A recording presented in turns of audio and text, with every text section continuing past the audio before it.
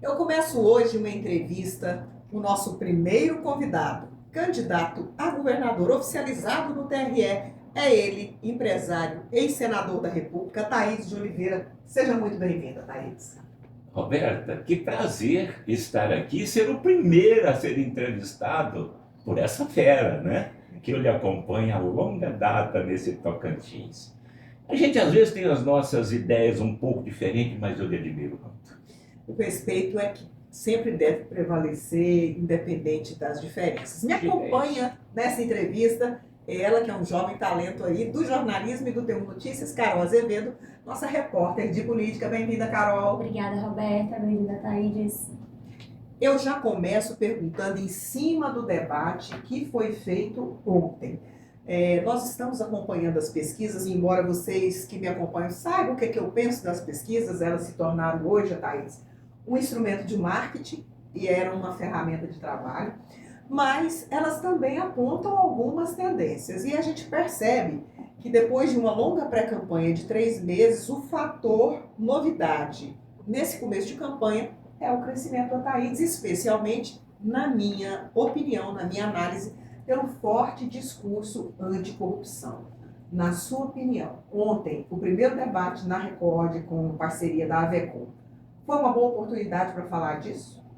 Roberta, sem sombra de dúvida, né? A rede Record News e a rede Hits nos deu ontem essa grande oportunidade para todos os candidatos hoje colocados a governo de poder falar um pouco das suas ideias, né, do seu planejamento, do seu plano de governo. Apesar de que o tempo é tão curto, né, para você falar de um plano de governo, mas foi uma oportunidade fantástica. E eu, como é peculiar a mim, eu carrego comigo a verdade, né? E essa verdade eu gosto de expressá-la. Foi um debate muito bom, muito proveitoso. Por que essa candidatura ao governo agora, depois de ter disputado o Senado em 2022? Eu sou filho dessa terra, né? Eu fui criado aqui às margens do Rio Araguaia. Meu pai era meieiro, família muito pobre. Aos 11 anos eu larguei meus pais e fui para o mundo em busca de uma vida melhor para todos. E hoje, graças a Deus, né, administrando um grupo de empresas, já cheguei a 100 mil empregos no Brasil, aqui no Tocantins. Antes mesmo da criação do Estado, eu já estava em Gurupi com o consórcio Araguaia, em 90 estava aqui. Sou pioneiro, sou a primeira consultora incorporadora em Araguaia, primeiro consórcio Araguaia, primeira loja de eletroeletrônico foi Araguaia, terceira imobiliária. Eu escolhi, Roberta, para morar, viver, investir, e aqui eu quero ser enterrado. Pois bem, eu estou com 65 anos de idade, 56, 66 anos de idade. Trabalhei muito. Agora era a hora de eu aproveitar um pouquinho de tudo que Deus me concedeu. Mas o que estava ruim na política desse Estado conseguiu ficar pior. Eu não me esqueço que lá na roça meu pai dizia o seguinte: meu filho, depois da meia-noite não escurece mais, mas na política do Tocantins escurece. Né? Esses 20 anos, 3 governadores, ex-governadores presos, um outro que está aí na bica para ser preso. Né? Então, diante dessa minha indignação, ver essa corrupção, eu chamo de câncer, tem gente que não gosta, mas esses 3 cânceres, que é a corrupção, os favores políticos, a má gestão, que está matando o nosso povo. Tem gente morrendo nesses hospitais, não é por negligência de médico, é por falta de gestão mesmo, diante desse quadro. Filho dessa terra, eu deixei a indignação e parti para a ação. Só quero 4 anos de governo. Pode botar qualquer papel que eu assino. Só quero 4. Agora eu quero fazer um bom sucessor para a gente eliminar essa podridão que se estabeleceu dentro desse Estado do Tocantins. Candidato, e por falar em partido novo, né, essa novidade na política, sendo um candidato desse partido que é pautado pelo discurso, né, do liberalismo econômico e a redução do tamanho do Estado, quais são as suas propostas para viabilizar políticas de assistência social, sobretudo em regiões mais vulnerabilizadas do Estado, né, Sudeste e o Extremo Norte ali no Bico do Papagaio, tendo em vista que uma das diretrizes que organizam a política do seu partido é justamente a diminuição da atuação do Estado na vida dessas pessoas? Perfeito, perfeito. Uma pergunta um pouco diferente que a gente vê por aí. Parabéns, Carol. O Partido Novo é um partido neoliberal, né? E tem como princípio uma máquina enxuta, né? Eu, por exemplo, sou um administrador de empresa há 40 anos e nunca fali um CNPJ. Então, a primeira coisa que nós vamos fazer, então, é equilibrar essas contas públicas. Nós precisamos equilibrar essas contas públicas. Não se gasta mais do que se arrecada. E tem que sobrar dinheiro para investimento. Esses programas sociais, eu vejo com bons olhos. Eu que passei fome, eu sei o que representa, Carol, uma cesta básica na mesa de quem está passando necessidade. Mas eu vejo que o maior programa que alimenta realmente uma democracia e a cidadania é o emprego. Então, nós precisamos industrializar esse estado do Tocantins. Trazer grandes empresas para cá, começando pela industrialização nos municípios, para gerar, então, emprego e renda para o nosso pessoal. Quem tem um emprego e tem a sua renda, não quer favor, não quer favor. Eu não tenho dúvida disso, né? Não precisa de favores. Pois bem, então nós temos que industrializar esse Estado. Mas nós temos um grande desafio pela frente. Para a gente industrializar esse Estado, nós temos que enfrentar e combater esses três males, que é a corrupção, os favores políticos e a má gestão, que aqui tira 2.400 bi por ano. Mas, além disso, nós temos mais 2 ou 3 problemas graves que emperram o crescimento do nosso Estado e a geração de emprego, que é a instabilidade política e a insegurança jurídica, né? O empresário que pretende expandir os seus negócios, seja para um país ou para um estado, e ele perceber no seu estudo mercadológico que a corrupção, a insegurança jurídica e política, Tem um custo. ela é soberana, tem um custo, eles não vêm. Eles não vêm para um estado assim. Infelizmente, nós temos o Tribunal de Justiça mais corrupto do Brasil. Quase em que cidade? Vendas de sentenças, né? Possíveis vendas de sentenças. Eu presidi 3 CPIs no Senado Federal, 3 inquéritos.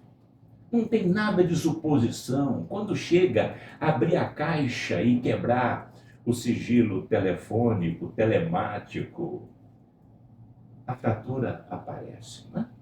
Tá, mas além desses dois desafios, Carol, nós temos o terceiro, que é qualificar a mão de obra dos nossos trabalhadores.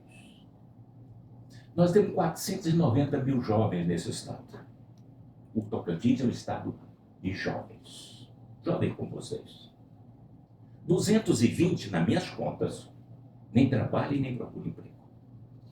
No último censo eram 80 mil. Na conversa fiada. 80 mil nem. Na conversa fiada. Pode dobrar esse número aqui, pode dobrar. Eu rodo o Estado.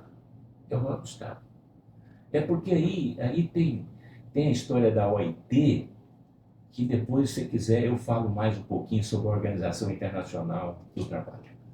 Então, nós precisamos dar oportunidade de trabalho para esses jovens. Mas nós precisamos minimamente capacitá-los. E essa capacitação é coisa simples. São cursos técnicos profissionalizantes. Um empresário, por exemplo, vai colocar uma indústria de transformação do cupuaçu em lá no pico do bico, me ajuda, Esperantina. Ele precisa de pedreiros para construir o seu prédio. Precisa de eletricista, precisa de encanador. Não tem na cidade. Aconteceu comigo lá no Gurupi. Eu tive que trazer mão de obra da construção civil de Palmas, de Goiânia, de Brasília. Então nós precisamos capacitar essa nossa mão de obra.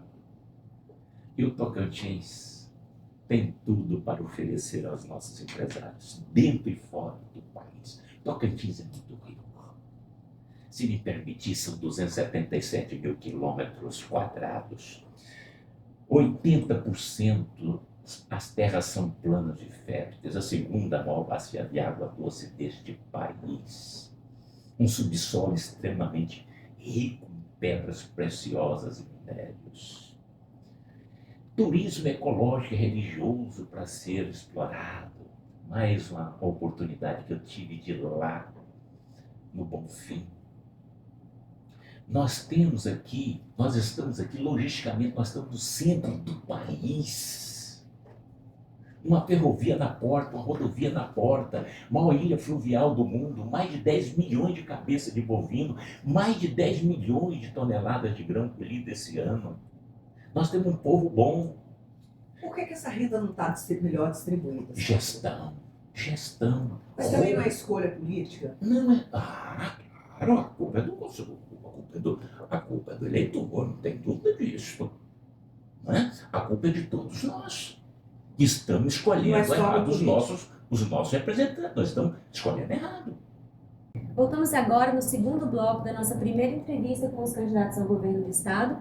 Hoje a gente recebe a Thaídes e agora a gente vai com a pergunta do nosso social media Foguinho. Boa tarde, candidato a Thaídes, aqui é o Matheus, do T1. Não é surpresa para ninguém que você é um grande empresário, um empresário de sucesso aqui no Tocantins e pleiteia um cargo do governo do estado. Dito isso, qual que é a sua visão a respeito dos bens e serviços do estado? Se você, caso seja eleito, pretende fortalecer os serviços com concursos, com orçamento e tudo, ou se prefere privatizar ou terceirizar para empresas privadas, como vem acontecendo aqui na capital. Obrigado. O Matheus,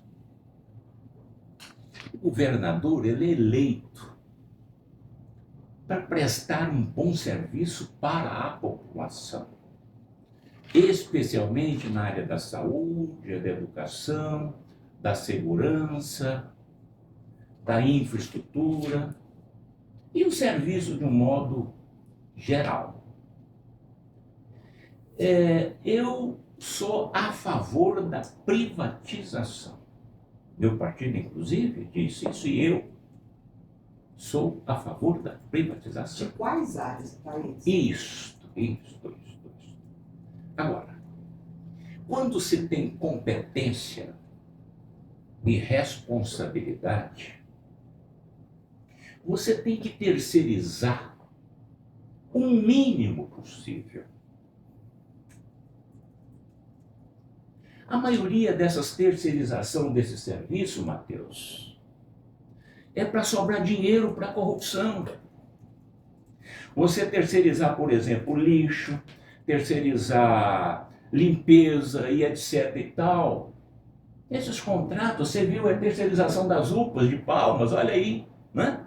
Ou seja, um prefeito que é eleito não consegue administrar a saúde, pode tirar ele da cadeira. Mas terceiriza, porque aí sobra dinheiro. Eu, Matheus, tenho certeza, eu vou terceirizar só aquilo que realmente sair fora das minhas condições de trabalho e da minha equipe. Falando, Matheus, sobre a terceirização, eu disse para o governador Siqueira Campos, à época, quando ele falou de vender a Celtins, eu disse, governador, vende, mas não perca o controle acionário desta empresa. Porque se a gente entregar isto para o empresário, ele só visa lucro, que é o meu caso, eu sou empresário. Quando eu coloco uma empresa, eu quero resultado, eu quero lucro. No meu caso, lucro honesto. O governador acabou vendendo a empresa, né? E depois, então, veio também a Saneatins e também privatizou a Saneatins. E agora, o governador atual, as 23% das ações da Celtins, ele também queria vender e conseguiu autorização dessa Assembleia, que está sempre de cócoras com o governo, com todos os governos, vai acabar vendendo ainda esse ano esses 23%. Eu não venderia, eu não perderia o controle acionário da energia e da água.